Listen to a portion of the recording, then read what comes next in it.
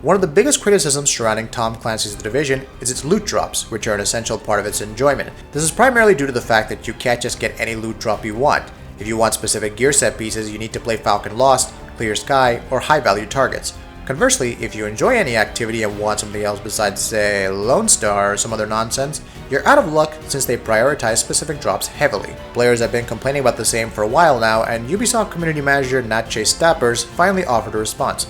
Mind you, I said they're distributed more heavily. You can, however, get all the other gear sets from the underground as well, and the team is looking to perhaps up that ante in the near future. But I can't share any info regarding it. Which sounds fine, but then Stappers noted that, regarding people who are requesting us to make it possible for all venues to drop all sets, there are a few issues with this. First, it will heavily sway even more in RNG's way. Think about it. At the moment, you know which venues tend to offer certain sets more. Thus, if you want a specific set, you could focus on that content. If it is not this way, you'll run whatever content you choose and might not end up getting the gear set you want for a long time, factoring in all the gear sets we have currently and possible future gear sets. This reason is understandable. The Division already has a ton of RNG behind it. Why increase that even more, even though the Dark Zone operates on the same philosophy and more often than not dispenses loot faster? But anyway, the next point is a little concerning to hear from Stappers. Second, if we make all content drop all loot, unweighted, then most of the content will be ignored because players will look for the easiest, fastest way to gather loot and then not bother with the rest. This might seem like a great idea to some of you, as you might be able to gear up faster, but this will be boring and is not the dev team's intention. After all, we want players to play all content, or at least most of it, and not just a tiny slice. I'm not saying our current system is perfect, but the devs are working on it to improve it. The suggestion of unweighted distribution for all content, however, is not the way to go. Not for the dev team, and when you look at it honestly, not for the players either. The problem with noting that most of the content will be ignored is to not acknowledge some key issues with the Division's loot. Firstly, some gear sets are simply better than others, and not offering all players an equal opportunity to obtain the same without going into the Dark Zone isn't working. Secondly, some activities like Falcon Lost on Heroic aren't fun at all and tedious at best, but they're the only means to obtain gear sets like Striker's Battle Gear or Sentry's Call. What does it say about ignoring content when players are ignoring 90% of the game to focus on the 10% that's not fun? Regardless, the developer had also introduced a bunch of punishing crafting requirements, and those have been relaxed over time. If you found it odd at times that you'd win several matches in a row in Overwatch's competitive play and your skill rating wouldn't rise all that much, then rest assured that Blizzard is working on it. Changes are coming, and these will especially help stop players from trolling the winning teams. Blizzard noted on the forums that right now the way the system works is that if your team is favored to win, you'll gain less skill rating for a win and lose more skill rating for a loss. If your team is not favored to win, you'll gain more skill rating for a win and lose less skill rating for a loss. Previously, if a player from either team left mid-match, the game would automatically recalculate each team's probability of winning.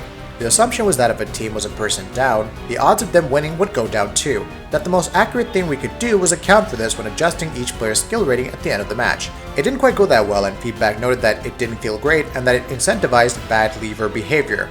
As a result, the game will no longer recalculate each team's probability of winning whenever one or more people leave, and instead will scale off the probability originally established at the beginning of the match, just as it would if there were no leavers. So when changes are made, it will at least stop the mid-match trolling. Blizzard also noted that sudden death wouldn't be present in Season 2 of competitive play and ties would take place instead. One of the big complaints that fans of Call of Duty have had with the games of late has been just how far from the franchise's roots they have strayed, especially when it comes to the structure of the campaign as well as the settings of the games. These new games hardly resemble the World War II or modern-era shooters that these games became popular as in the first place. However, while Infinite Warfare continues the franchise's drifting from its roots with its science fiction-inspired space setting, it will at least be classic Call of Duty through and through as far as the campaign goes. In an interview with Gaming Bolt, Infinity Ward confirmed that fans can expect the new game's campaign to be comparable to classic Call of Duty ones. The campaign is comparable to classic Call of Duty games, they said. The big difference being some of these optional missions you'll be able to do all throughout the story campaign. Those optional missions should at least add some more replayability and playtime to the campaign, which will otherwise be pretty short. Battlefield 1 looks incredible. The fact that this game looks as compelling as it does is already a testament to DICE's triumph. The development studio has gone back to the roots of the franchise, and in the process they've created one of the most compelling seeming games of the last few years. Now thanks to the previously reported closed alpha tests held for the game, we're learning more stuff about it. Fans on Reddit have shared some exciting new information on the game, which you can check on the screen.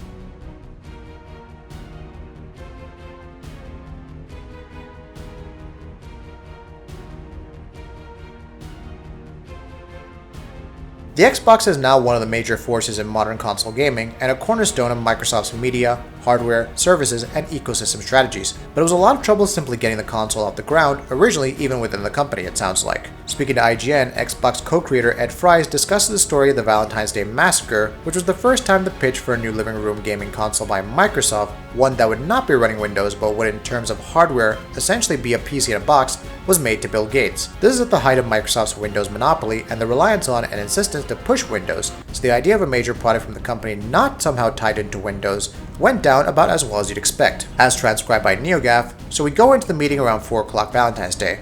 Bill walks in, he's holding a PowerPoint deck, and he yells, "This is effing insulting to everything I've done at this company." And that was the start. So we all looked at Xbox director and designer Jay Allard because we knew Bill's mad about the no Windows thing, because we forgot to pre-disaster him.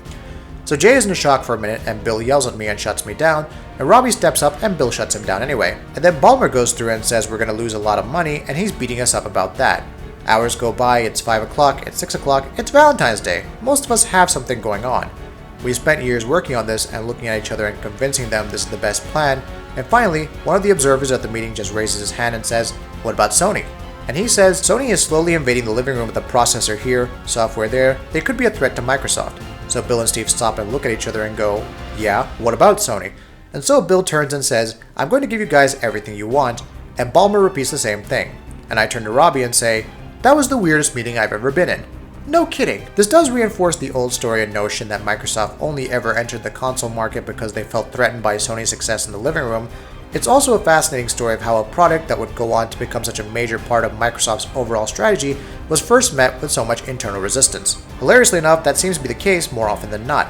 Sony too had trouble getting the PlayStation project approved internally, to the extent that PlayStation creator Ken Kutaragi had to develop the product in secret and only grudgingly gave the go-ahead for the console after they were reminded of Nintendo's success in the living room and their public betrayal of Sony. And even then, only on the condition that the PlayStation distances itself from Sony's brand as much as possible.